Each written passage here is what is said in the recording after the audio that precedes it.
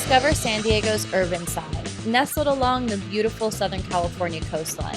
The city center comes in at just 4 square miles, but packs a punch in entertainment and nightlife. But what is it like living here? My name is Jamie, local realtor here in San Diego, and today I'm going to show you the heart of the city, downtown San Diego. We're starting off in the center where all the action's at, right here in the Gaslamp district. Named after the gas lamps that once lined the street, this thriving community has turned into an urban playground. As you explore this area, you'll encounter a unique blend of Victoria-era buildings with modern energy.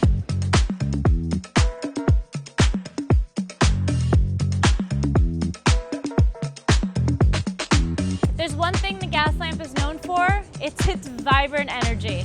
This neighborhood comes alive when the sun goes down. Just take a walk down Fifth Avenue and you'll be greeted with a variety of bars, clubs, and lounges that cater to every taste. Whether you're in the mood for craft cocktails, live music, or dancing the night away, this is where you'll want to be.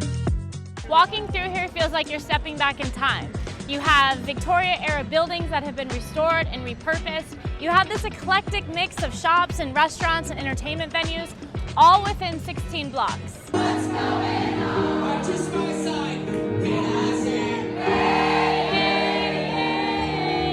Right across Harbor Drive is the San Diego Convention Center, which hosts the infamous Comic-Con in July, which right now it's currently going on. It brings in over 130,000 guests. So people will fly in for the convention during the day and they'll go finish their night partying on Fifth Avenue at night.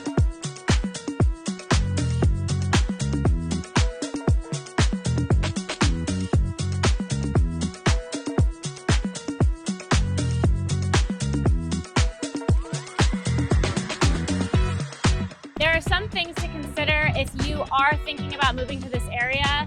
For starters, if you like living in the heart of something, if you don't mind noise, and especially if you do not mind late night crowds, then the next thing you're going to need to know is that the average price to lease a one-bedroom apartment is going to be right around $3,000 a month. And in order to buy something, you're looking at a starting price of $450,000.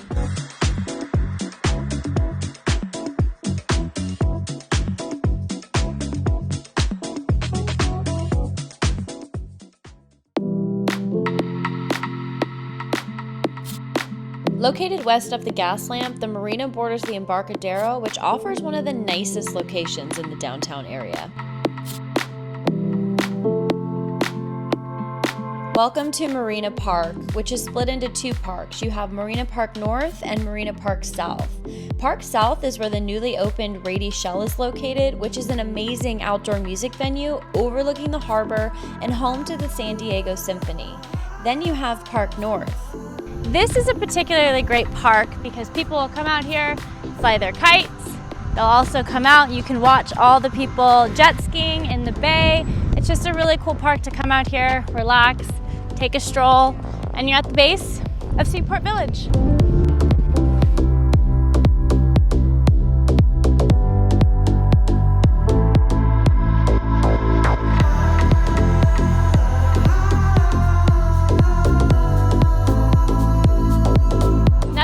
Along the Embarcadero is the cruise ship terminal. So Seaport Village gets a lot of people coming in and off the cruise ships when they port.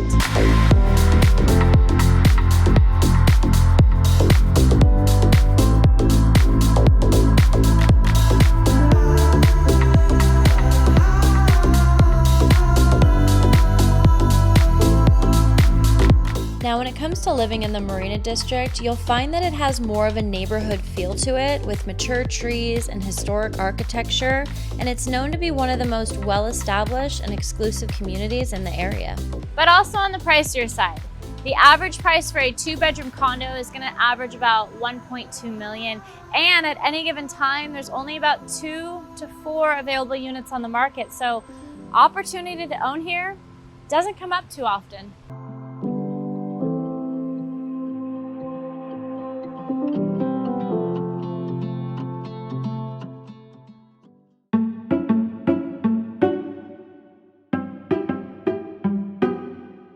Located in East Village is home base of the San Diego Padres at Petco Park.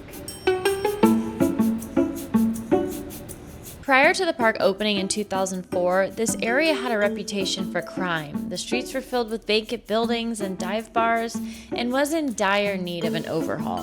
This area has rapidly gentrified after the opening of the park, and it's especially turned a leaf over the last decade after the development of some of the most luxury high-rises in the area. It still has its fair share of work ahead of it, but it's come a long way.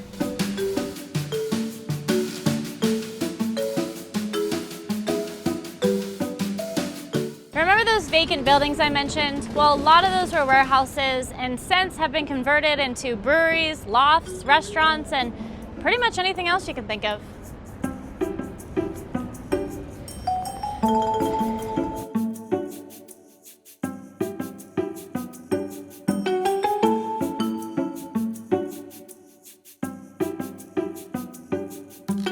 This is the largest area of the downtown area, spanning 130 blocks, with some areas being better than others. The area surrounding Petco Park from 8th to 11th Avenue will be the trendiest, nicest, and most popular part of town, which is to be expected because this area draws in the biggest crowd. There's trendy pubs and restaurants, and it brings quite a good crowd of people on game day. Then anything east of 11th, maybe 13th, it does tend to get dicey, and it really is the heartbreaking reality that this part of downtown sees a lot of homelessness. So if you are considering this area, it's just good to have an understanding of the various parts of East Village, because there might be some parts that you may want to reconsider. With all that said though, this area has seen a lot of new construction happening, especially between Broadway and G Street. There have been tons of new high-rises that have popped up in the last year and more on the way. Currently, you can lease a one-bedroom apartment for under $3,000 a month and you can own for under $600,000. And those units are all going to be updated modern contemporary with some of the best amenities. My tip though, stay south of Market Street and west of 11th Avenue. Nestled on the hilltop north of the Gaslamp is Cortez Hill. One thing that makes this area so desirable is the fact that it provides panoramic views of the city skyline, the San Diego Bay, and out overlooking Balboa Park to the east. Behind me is the historic El Cortez building. It was built in 1927 as a hotel, and it was vacant for nearly 50 or 60 years while they were trying to figure out what to do with it until they were finally converted into condos in 2004.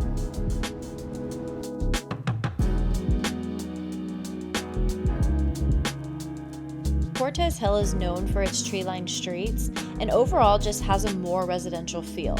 Most buildings are going to be mid-rise with an average of 5 to 10 stories high, and even third-floor condos can still get a killer view up here.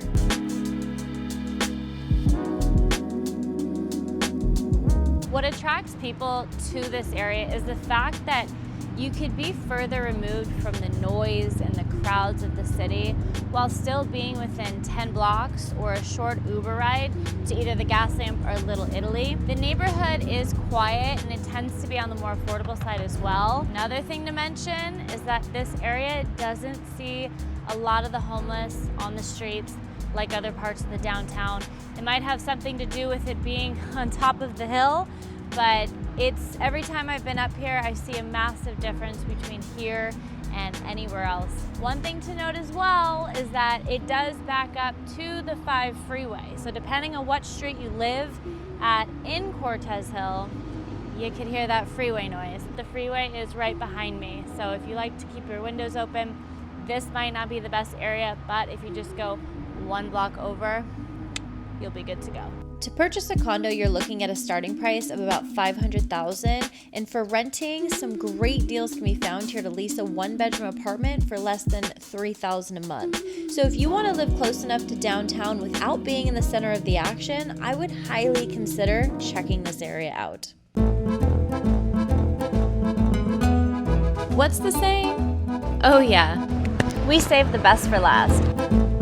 And to appreciate Little Italy, it's really important to understand the history of this community. In the early 20th century, Italian immigrants flocked to this neighborhood to work in the tuna fishing industry while establishing a tight-knit community that thrived on hard work and a shared love for their heritage. And today, it's where the past meets the present, and it's the center of San Diego's most dynamic food and drink scene. Little Italy has a particular charm that you just can't get anywhere else in the city.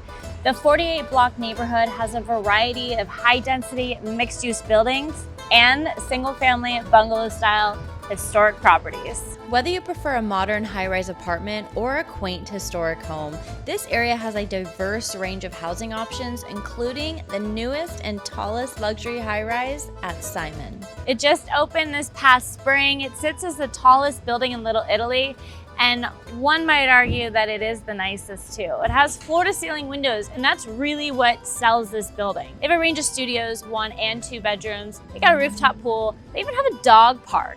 And the fitness studio, it's better than the one that I pay for. This building has all the bells and whistles. It is on the higher, pricier side. 1 bedrooms are about $3,900 starting, and then they go up from there. You can get a studio for about $3,300. And then if you're looking to buy something in Little Italy, you're looking at an average price of about $650,000. And if you want to lease, you don't have to lease the newest and baddest on the block. You can lease a 1 bedroom for around $3,500 a month.